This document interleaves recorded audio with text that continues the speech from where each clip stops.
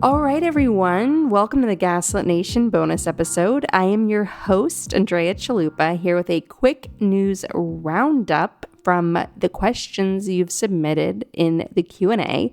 We'll be back with answering more questions and just doing some more super specials, including checking in on our old wannabe dictators in Florida, the HOA, the Homeowners Association that wants to spread its petty tyranny and racism all across the country.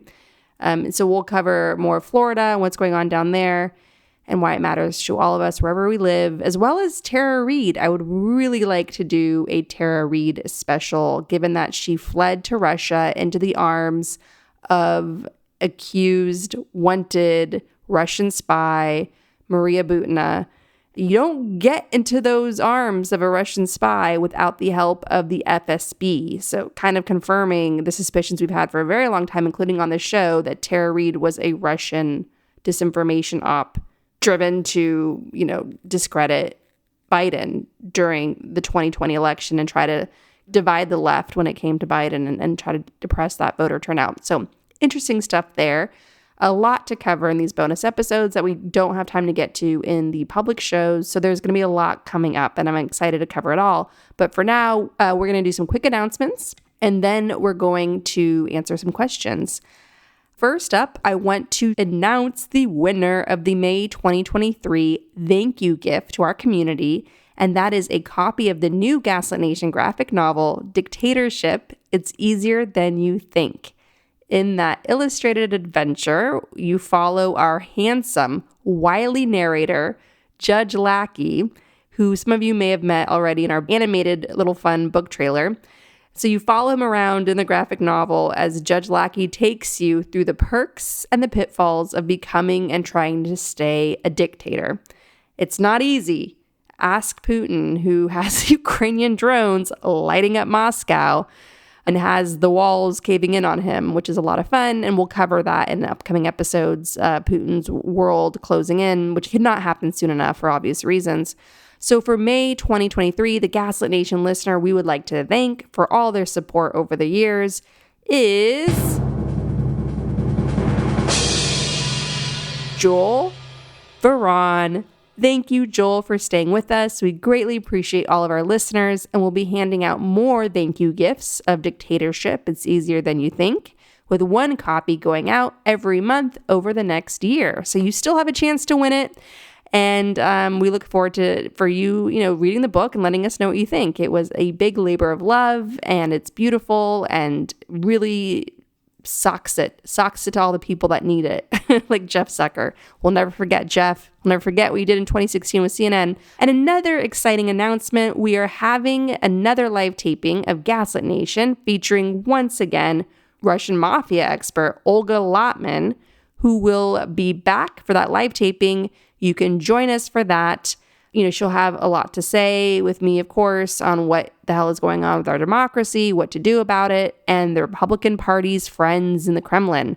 And that live taping will take place Tuesday, June 27th at 12 p.m. Eastern. And we look forward to seeing everyone there. You'll get details on how to join that event the morning of the event. And third exciting announcement, which is very premature and probably should not be an announcement, but I wanted just to share because I am excited because I do not leave the house much. A super fun podcast would like to host a live taping of Gaslit Nation in person in a venue with a bar with mocktails and cocktails and beers in New York City. So if you're in New York and would like to attend, let me know what dates work for you. Since we're in the early stages of planning, this is just an idea presented to me today. And I was like, oh my God, I love this podcast. I love the people behind it. If they want to do an event, yes. I want an excuse to leave the house. And I'll announce who that is, if that event is even confirmed, once it's confirmed, and we'll let you know. But if you're in New York, seriously, drop a comment in the chat for this bonus episode and tell me what date range works for you, because I want to hang out.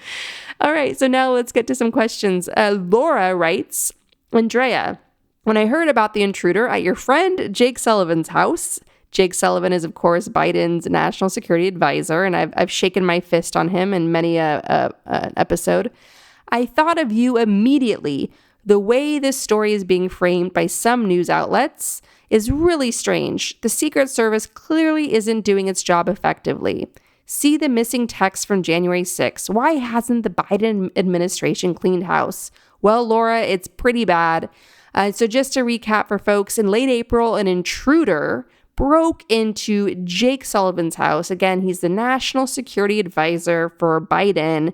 He is a very important person in America's war against the Kremlin's mafia state. So this is someone, being a public figure, who has to go face to face with murderous millennial MBS of Saudi Arabia, Iran negotiators, all China over Taiwan. Like he's facing off with the thugs who are spreading dictatorship across the continent of Africa through surveillance tech and so on, and furthering war crimes. I mean, this guy needs Secret Service detail. And the fact that an intruder just popped into his house in the middle of the night and Jake Sullivan was able to deal with it on his own in a time of heightened political violence, where a Democratic congressman, Jerry Connolly in Virginia, just had his staff ambushed, including an intern with somebody wielding a baseball bat in his Virginia congressional office. And of course, what happened with Nancy Pelosi, with the guy that beat her husband with the hammer. I'm going to read from NBC News, where they write, Sullivan had a brief but not physical encounter with the intruder, a source said, and after the intruder left his home, Sullivan alerted the Secret Service. Oh, hey guys, by the way. Oh man, Sullivan went on to claim he has total faith in the Secret Service. Obviously, when Biden became president, he did his bit quietly not to offend those guys, to try to weed out the blatant Trump supporters in the Secret Service. If you think about like what has gone on there under Trump, it was pretty obscene, like many things under Trump. Think of the Secret Service, just to sort of lay the groundwork. It's a lot like any security force that is legally allowed to shoot to kill if they deem it necessary, like the police, like, for instance, the NYPD, who openly had their union endorse Trump. There were viral videos of NYPD officers in New York in the 2020 election when Biden was announced that he won that election, when you had New York streets filling with people literally dancing in the street like a dictator had just been toppled, because he practically had. Like, we stopped a dictator. There was video of NYPD officers like crying because their boy Trump lost. And of course, the security forces would have their Trump flags, which were the blue American flags. You see them in Long Island, New York, which is Trumpsville. And back in the day, they used to have like Hitler Youth rallies, Hitler Youth activities back in the day in the 1930s. New York State did. So I point that all out to say the Secret Service is just an extension of that.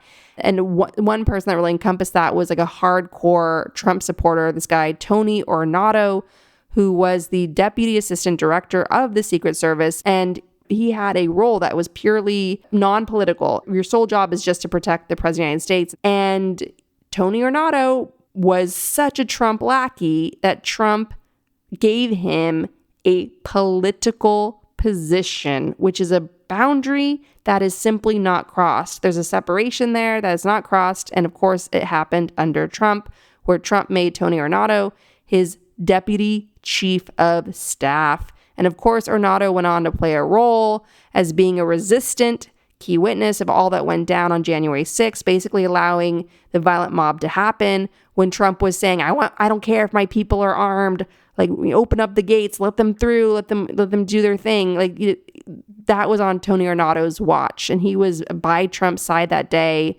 as Trump was, lunging at his Secret Service, trying to get them, to turn the car around and not leave the Capitol and not go back to the White House. And he, Tony Ornato was called out by Casey Hutchinson, former Trump aide, who was a key witness in the January 6th congressional hearings. There was a lot of mysterious text messages that didn't materialize. There's a lot of resistance by the Secret Service. They refused to come out and testify openly, it was very, very clear that there was something wrong there. And the wonderful reporter of the Washington Post, Carol Leonnig, went on to expose it in a great book that she wrote called Zero Fail: The Rise and Fall of the Secret Service. That book exposes the frat boy culture that runs amok even today in the Secret Service, and how a president is vulnerable in their hands, that there could be an assassination on their watch. Just to sort of emphasize this, what happened to Tony Ornato, the proud Trump lackey, someone who, people even worried about Pence being in his care. Someone who, again, put up a fight when it came to the January 6th congressional investigations and hearings. What happened to him?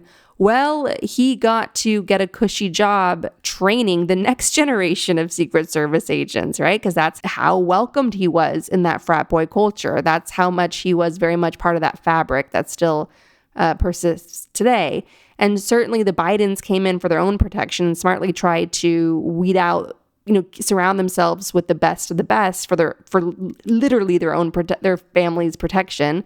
But what matters, the key thesis of Carol Leonig's book, Zero Fail: The Rise and Fall of the Secret Service, is that the larger cultural shortcomings, to put it very lightly, the complacency, the Trumpian pride, that blue MAGA flag, that all still is there.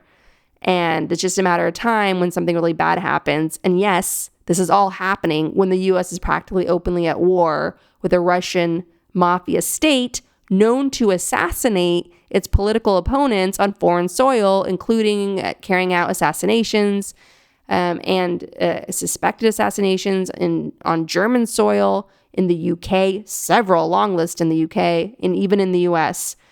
So I want to just quote from The Atlantic. The Atlantic did a big piece on this. We'll link to it in the show notes.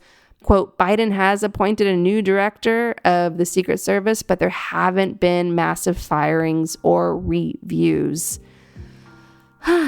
There you have it. The complacency is killing me.